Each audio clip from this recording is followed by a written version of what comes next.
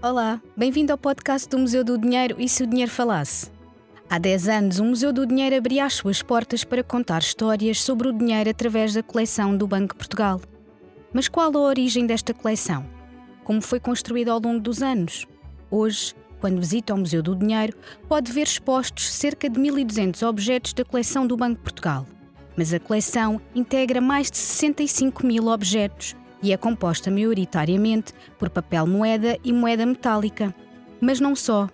Inclui outro tipo de objetos, como instrumentos pré-monetários, pinturas, gravuras, máquinas de escrever, muitos deles relacionados com a história do Banco de Portugal. Eu sou a Margarida Sampaio e para nos ajudar a saber mais sobre a coleção numismática do Museu do Dinheiro, hoje tenho o prazer de conversar com o curador e numismata da coleção, João Pedro Vieira. Antes de mais, obrigada por teres aceitado este convite, mais uma vez. E a primeira pergunta que eu gostava de começar por te colocar é como e quando é que a coleção numismática do Banco de Portugal começou a ser construída? Olá Margarida, obrigado pelo convite. A coleção começou a ser construída essencialmente a partir da década de 1980, quando surgiu o museu. Nessa altura começou-se a fazer um esforço muito significativo para reunir uma coleção que fosse representativa daquilo que são as emissões que caracterizaram a história monetária do país. A coleção especificamente numismática de moeda metálica cresceu de uma forma significativa, sobretudo na década de 1990, e incluiu coleções como, por exemplo, a coleção do numismata Raul Covereiro, da Caixa Económica Açoriana, e também moedas que provêm da Reserva de Ouro do Banco de Portugal. E são, sobretudo, essas as principais fontes. Depois, diversificou-se muito através de leilões, pequenas aquisições, doações, e no fundo são estas várias origens que constituem aquilo que é a coleção numismática do Banco de Portugal. Quanto às moedas, pois há a parte das notas. Muitas das notas provêm da própria atividade do banco, não só daquelas que o banco foi emitindo ao longo dos tempos, mas também de muitas notas que o banco ia recebendo de outros bancos centrais. Só para clarificar, há pouco referiste o museu e relacionaste com 1980, mas na realidade estás a falar de um outro núcleo museológico que o banco também já teve antes do Museu do Dinheiro, onde nós hoje em dia nos encontramos. Sim, todo esse trabalho de construção da coleção numismática e das coleções do museu depois desembocou em 1999 na criação do Museu do Banco de Portugal, o primeiro museu que estava localizado no Edifício Portugal, na Avenida Almirante Reis. E era uma exposição e um museu mais focado naquilo que era a história de Portugal continental, da moeda em Portugal continental. Mas como hoje estamos aqui para falar do atual Museu do Dinheiro, apesar da origem da coleção ser a mesma, e tu já explicaste um bocadinho como é que os objetos foram integrando a coleção, mas na realidade, ao longo dos anos, como é que novos objetos passaram a integrar a coleção? Os novos objetos, para além destas fontes, houve, estes grandes filões, a aquisição de grandes coleções, aquilo que eram as próprias existências da instituição, foi sobretudo através de leilões. Foram as aquisições através de leilões ou colecionadores privados é que permitiram, no fundo, colmatar lacunas, brechas. Naturalmente que o banco nas suas existências e reservas próprias não tinha, por exemplo, moeda romana, teve de socorrer-se então dos leilões ou de colecionadores privados para conseguir adquirir moedas que representassem as emissões ocorridas em território peninsular, especificamente em Portugal. E, de facto, essas aquisições passaram a ter um peso bastante significativo na década de 90 e, sobretudo, depois. Presumo que tenhas acompanhado a aquisição de alguns desses objetos ao longo dos anos. Há algum que te tenha dado particular prazer que viesse para a coleção do museu? Alguma história em particular que possas partilhar connosco? Sim. Do ponto de vista das moedas, há uma moeda que eu gostei muito que tivéssemos comprado e fiquei bastante satisfeito, que foi um dinheiro de Dona Urraca, precisamente por ser daquelas moedas que estava ligada àquilo que é a história da formação do país. Não é uma cunhagem especificamente portuguesa ainda, é imediatamente anterior, mas no fundo evoca-nos todo aquele contexto histórico ligado ao surgimento de um novo país, do novo reino de uma nova nação. Essa é uma delas.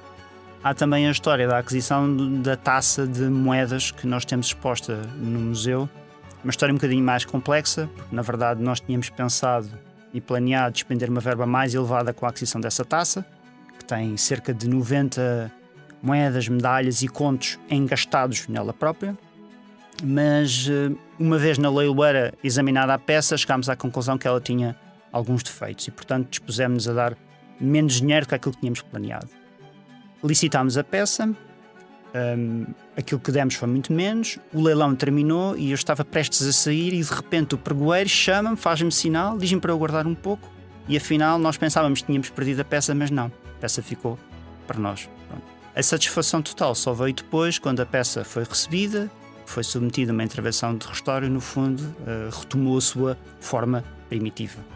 Aqui houve a felicidade que a história acabou de forma feliz, mas houve algum objeto que tu gostasses que fizesse parte da coleção e que não faz, e porquê? Porquê gostavas que fizesse parte da coleção?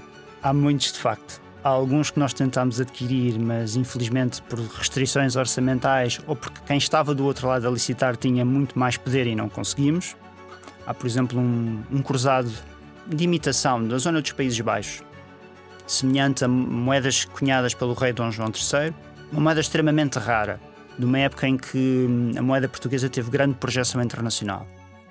Tentámos licitá-la, mas infelizmente não conseguimos e eu nunca mais vi nenhum exemplar a surgir no mercado. Essa é uma delas.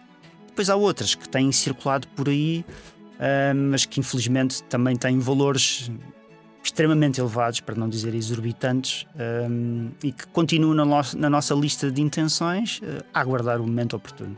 Portanto, até os museus têm wishlist, neste caso de objetos que gostavam de ter e não têm. Sobre os 1200 objetos que podemos ver expostos no museu, houve algum critério orientador para a seleção dos objetos a expor e que história ou que histórias é que queríamos contar através deles?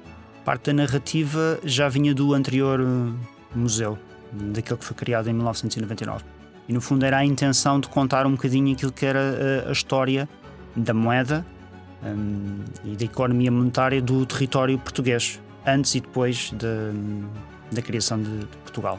O que se procurou com o novo museu foi, no fundo, expandir os horizontes ao ponto de podermos falar um bocadinho sobre as origens do dinheiro, como é que a moeda surgiu, de formas diferentes de dinheiro e, portanto, de concepções diferentes de dinheiro. Também falar sobre o fabrico, a produção, como é que as moedas e as notas são fabricadas, introduzir questões de segurança e também matérias relacionadas com a literacia económica e financeira que nos faltavam na antiga exposição, porque era eminentemente uma exposição com um cariz histórico. Esta também é, mas no fundo conseguiu-se alargar um bocadinho. É óbvio que depois a própria história do edifício em que o Museu do Dinheiro se encontra deu horizontes para explorar a história de Lisboa, da Baixa Lisboeta, ainda tivemos a surpresa da muralha de Dom Dinis. É verdade, é um espaço muito rico, tem muitas histórias para contar.